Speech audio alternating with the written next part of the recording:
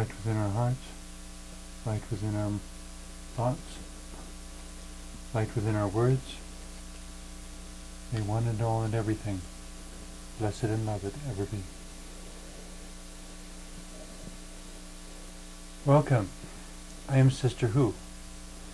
With me today I have my friend Lyle Tautfest, and what we wanted to discuss today was you're a clinical hypnotherapist and a psychotherapist also. Mm-hmm. Getting into hypnotic states and dealing with psychology, there's a lot of discussion in the whole psychological world about relationships and how much of ourselves we get from our environment and how much we bring with us and so forth. The discussion we wanted to focus on today was comparing and contrasting, or discussing the relationship between, I guess. On one hand, the individual or individuality, and on the other hand, what my New Age friends like to call oneness. The way that everything's interconnected, or maybe a spiritual, the spiritual energy. Some people like to describe all of us as being parts of what might be called God. You know, that I guess it's kind of an Eastern or Oriental idea, the idea that everything is interconnected. We're just points within a continuous fabric of life energy and life experience. Somehow, I mean, I see people erring on both sides. Some go so much into individuality they forget they're in a connection, and some, especially during my master's program, they were so aware of societal categorization that they couldn't see the individual. And if I tried to describe things from the perspective of individuality, they would kind of give me this deer in the headlights sort of stare and have no clue what I was talking about, because they had never adequately explored or defined or become aware of their own individuality.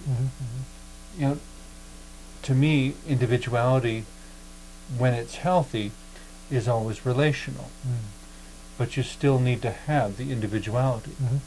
You know, addressing some of the basic concepts of some practitioners of Buddhism, I would say you have to have a sense of self before you can give it up. You have to know who you are and what it is that you're giving up, and how you're giving it up, and why, and in which direction you're giving it up. But I'm not meaning for this to be a whole discussion about Buddhism. You know, from the perspective of a psychotherapist, individuality and oneness. What are your first thoughts? Well, I don't see them as at odds with each other in any way. I know culturally and in previous centuries or millennia, different cultures really did approach this totally differently than we do today.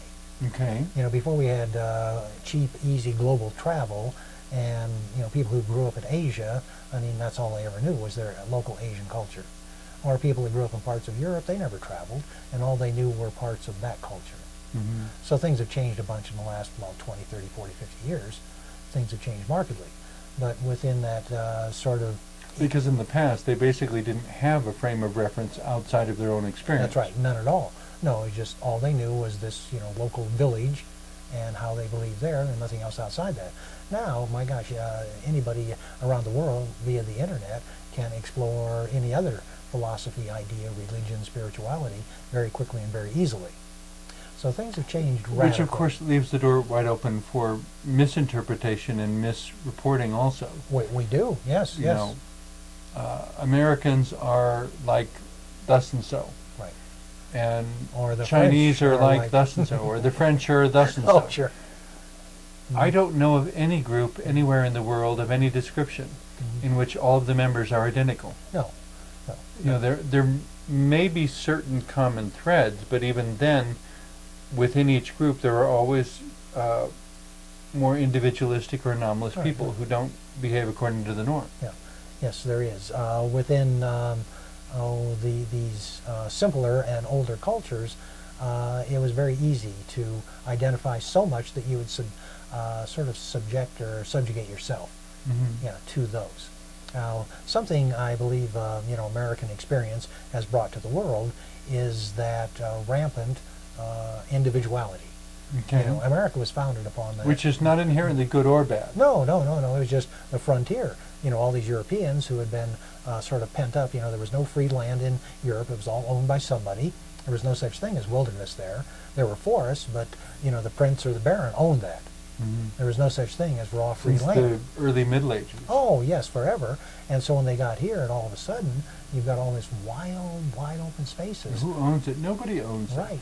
Well, of course. Well, the Native Americans did. The Native Americans were there, but we didn't recognize that. But they didn't believe in ownership. That's right.